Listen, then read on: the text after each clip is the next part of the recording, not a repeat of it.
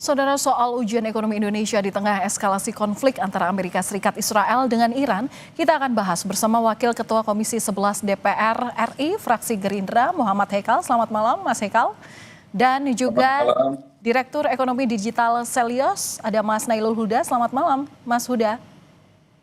Selamat malam, Mbak. Baik, saya ke Mas Hekal terlebih dahulu. Mas Hekal, pemerintah ini memastikan ekonomi kita saat ini dibilang masih stabil di tengah perang yang makin memanas. Anda melihat hal yang sama juga?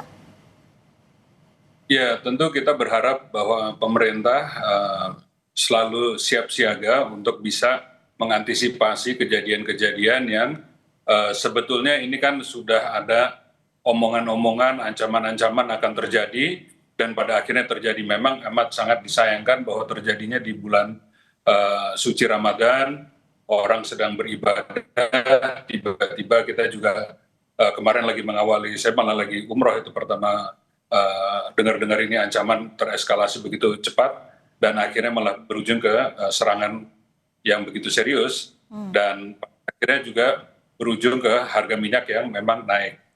Nah, kita sama-sama tahu di APBN kita itu kan harga minyak dipatok, bukan dipatok lah, diantisipasi di harga $70, dan hari ini malah kita dengar udah tembus 100. Tapi kan angka ini angka yang terjadi situasional karena lagi ada terjadi pertempuran ini. Nah, mudah-mudahan ini tidak terjadi lama, karena memang kita harus melihat juga situasi, kita juga nggak boleh gegabah karena ada satu kejadian konflik terus kita terlalu reaktif. Nah, tapi kita harus, kalau menurut saya, pesan saya nanti kepada pemerintah, besok kita akan mulai masa sidang lagi, agar pemerintah harus bisa agile dalam mengambil langkah-langkah antisipatif terhadap apa yang akan terjadi terhadap harga, karena ini akan mempengaruhi pada APBN kita. Iya betul, tapi Anda kan juga menilai bahwa saat ini pemerintah sudah dalam persiapannya begitu ya. Tapi dari sisi Anda, apa sebenarnya indikator atau yang menandakan bahwa ekonomi kita ini memang baik-baik saja, Pak?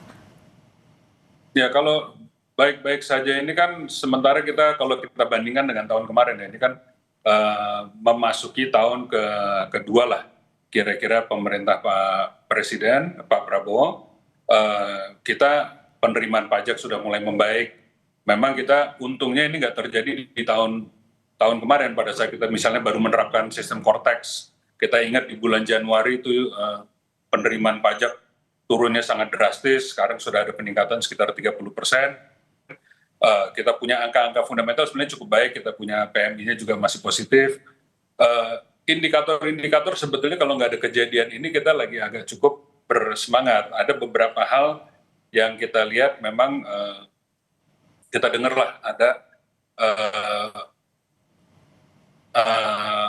rating yang negatif dari Moody's dan dari Fitch, tapi kalau menurut saya itu lebih banyak ke mungkin kita belum cukup baik lah menyampaikan komunikasi terkait dengan program-program prioritasnya pemerintah. Mungkin terkait BG, terkait dengan Danantara, dan itu kan tahun ini malah sebetulnya banyak sekali yang lagi mau ditingkatkan, misalnya investasi-investasi yang kita mau dorong dari Danantara. Tahun lalu kan investasinya belum sempat tereksekusi karena memang lagi pembentukan badannya sendiri. Nah, tahun ini baru mau pada dieksekusi. Nah, sayang sekali terjadi nih perang seperti ini kan kita sekarang harus hitung-hitung.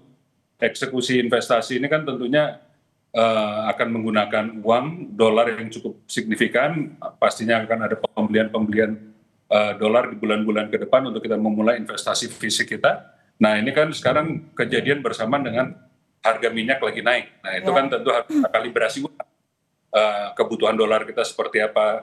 Hari ini aja kan kita sudah melihat bahwa beberapa hari belakangan ini rupiah kembali mengalami tekanan. Sekarang udah mungkin di 16.9-an, dan ini masih kita dilakukan intervensi yang saya dengar dari Bank Indonesia. Tapi kan pastinya ke depan ini juga belum ada tanda-tanda akan selesai. Nah, ini yang kita harus minta penjelasan yang cukup jelas dari pemerintah, langkah-langkah antisipatif seperti apa, stres test sudah dilakukan belum terhadap berbagai aspek yang harus dijaga. Nah, besok kebetulan kan kita masuk masa sidang lagi, dan kita masuk musim lebaran. Nah, itu mungkin kita akan habiskan untuk mendapat penjelasan dan memberi pesan-pesan bahwa ini memang harus kita jaga betul. Oke, Karena ini mau baik. Lebaran kan sebentar lagi kita tahu akan ada Lebaran, orang-orang juga akan kembali Ya. berlibur lagi. Nah, harus ada yang jaga ini, jaga kandang ini. Nah, oke, Karena kan terkait hal ini kemudian Mas Huda yang saya tanyakan adalah gimana strategi yang paling cocok dilakukan oleh pemerintah? Ya, yang pasti Mbak, ini yang kita harapkan adalah ini kan kalau disampaikan oleh Mas Haikal ya, bahwa di sini ada Moody's dan sebagainya. Itu memang disampaikan bahwa memang masalahnya adalah di kebijakan pengelolaan fiskal kita gitu kan. Mm-mm. Fiskal kita seperti apa sih yang dikritik gitu kan. Salah satunya adalah terkait dengan pengeluaran yang untuk program-program yang memang memakan porsi yang fantastis gitu kan. Misalkan MBG. Nah, ini juga seharusnya itu dibuka opsi untuk apa? Untuk bisa merelokasi MBG ini untuk mempertebal dari subsidi BBM. Karena kalau kita lihat, ketika kita cabut ataupun misalkan kita naikkan ya harga Pertalite, itu pasti akan mengguncang daya beli masyarakat. Ini akan menyebabkan dari sisi daya beli ini juga ya merosot lagi dan kemudian pertumbuhan ekonomi tidak akan tercapai gitu kan. Nah, ini yang memang yang pilihan paling logis untuk saat ini adalah merelokasi ataupun ya bisa kita bilang mempertebal untuk subsidi BBM dari anggaran seperti MBG dan sebagainya yang saya rasa itu bisa dilakukan gitu. Oke, berarti Anda menilai bahwa memang perlu adanya realokasi anggaran ke yang lebih produktif. Salah satunya tadi MBG itu bisa dievaluasi kembali ya untuk saat ini. Ya, pasti harus dievaluasi terkait dengan anggarannya, Mbak. Dan kemarin sebenarnya sebelum Pak diklarifikasi sama Pak Purbaya ya, Pak Purbaya sudah menyatakan akan membuka opsi mengevaluasi dana untuk MBG dan juga membuka kesempatan untuk merealokasi anggaran MBG untuk ke sektor-sektor yang produktif dan Apa juga saja itu sektor yang produktif, Mas Huda? ya, misalkan kita bicara terkait dengan belanja modal ataupun kalau kita lihat sebenarnya untuk kondisi saat ini juga bisa dilakukan untuk merelokasi anggaran MBG untuk dia mempertebal subsidi BBM karena Oke, sudah subsidi pasti nih BBM. subsidi BBM pasti akan membengkak, Mbak. Nah, ini harus bisa diantisipasi gitu kan. Jangan sampai ini pemerintah menaikkan harga Pertalite yang pastinya akan kontraproduktif dengan apa yang diinginkan oleh pemerintah yaitu tumbuh lebih cepat gitu ya, tumbuh di angka 6% ataupun 8% seperti yang disampaikan oleh Pak Prabowo gitu. Oke. Kemudian skenario apa yang kemudian harus disiapkan pemerintah merespons potensi krisis akibat perang ini? Kebijakan apa yang mesti dilakukan, terutama soal ancaman lonjakan harga minyak dunia? Ya, tadi seperti yang saya sampaikan sebenarnya Mbak. Jadi kalau kita lihat kan fiskal itu kan terkait dengan penerimaan dan belanja negara gitu kan. Nah penerimaan ini saya rasa juga kita sudah hitung sebenarnya ketika tidak ada kenaikan harga minyak ya itu juga sudah cukup tinggi untuk defisit fiskalnya. Seperti di APBN sendiri kan sudah di angka 2,6 sekian ya, 2,6 sekian % dari PDB gitu kan. Nah, ketika itu digunakan asumsinya penerimaan negara kita tercapai. Nah, nampaknya kita melihat dari baseline tahun lalu itu nampaknya akan terjadi shortfall meskipun shortfallnya itu lebih rendah dibandingkan dengan tahun lalu.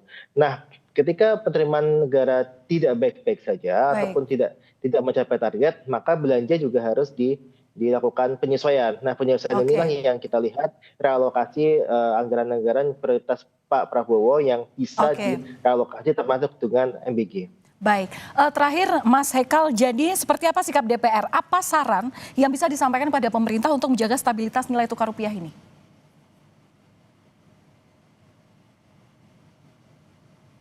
Halo, Mas Hekal, masih bisa mendengar suara saya?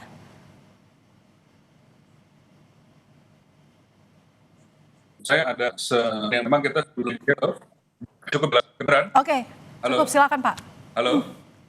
Iya, silakan dilanjutkan, Mas Hekal. Ya, jadi memang kita ada pemikiran sebetulnya sebelum kita memasuki tahun ini, tahun lalu kita sudah di Komisi 11 ada memikirkan untuk membahas dengan Pak Purbaya beberapa skema untuk juga penghematan dari segi subsidi BBM. Sebagaimana kita ketahui, subsidi energi kita ini kan juga banyak yang nggak tepat sasaran. Sebetulnya itu mau kita bahas tadinya setelah bulan puasa ini untuk kita lihat di mana yang tidak efektif mau kita efisiensikan supaya kita alokasikan ke yang benar-benar membutuhkan. Nah, di luar itu kalau kita pun nanti akhirnya terdesak untuk kita harus melakukan beberapa penyesuaian, saya rasa kita itu yang saya tadi sampaikan, kita harus agile atau harus cepat tanggap untuk melakukan adjustment. Misalnya nanti kita ada berapa penghematan yang kita lakukan, tapi kembali lagi kita harus lihat efektivitas penggunaan APBN. Ya. Jadi apakah itu kita mau melakukan penghematannya di MBG, apakah kita mau melakukan penghematannya di bagian-bagian lain, ya tentu kita, itu yang saya maksud, kita mau lihat analisis senario apa yang sudah dibuat oleh pemerintah terkait efektivitas penggunaan anggaran, mana yang akan mempertahankan pertumbuhan paling baik, mana yang akan bisa menjadi penyangga untuk masyarakat, untuk daya beli dan seterusnya, mana yang secara paling efektif untuk kita penggunaan anggaran untuk kebutuhan masyarakat, itu yang kita lakukan. Ya. Nah, memang sementara kan tadi kita udah dengar Pak, saya minta waktu 1 bulan dulu. Nah, memang kita mulai besok akan mulai bersidang untuk beberapa hari ini. Baik. Tentu kita akan usahakan untuk minta penjelasan dari beliau supaya jangan sampai nanti kita nggak siap kalau sampai ada apa-apa. Baik, tentu program produktif yang bisa mendorong pertumbuhan ekonomi ini yang dinantikan warga, terutama dalam mengantisipasi adanya potensi-potensi yang ditimbulkan akibat konflik berkepanjangan antara Amerika Israel melawan Iran ini. Terima kasih sudah berbagi informasi analisa Anda di Kompas Malam Kompas TV. Wakil Ketua Komisi 11 DPR RI, fraksi Gerindra, Mas Hekal, dan juga Direktur Ekonomi Digital dari Selyos, Mas Huda. Salam sehat selalu.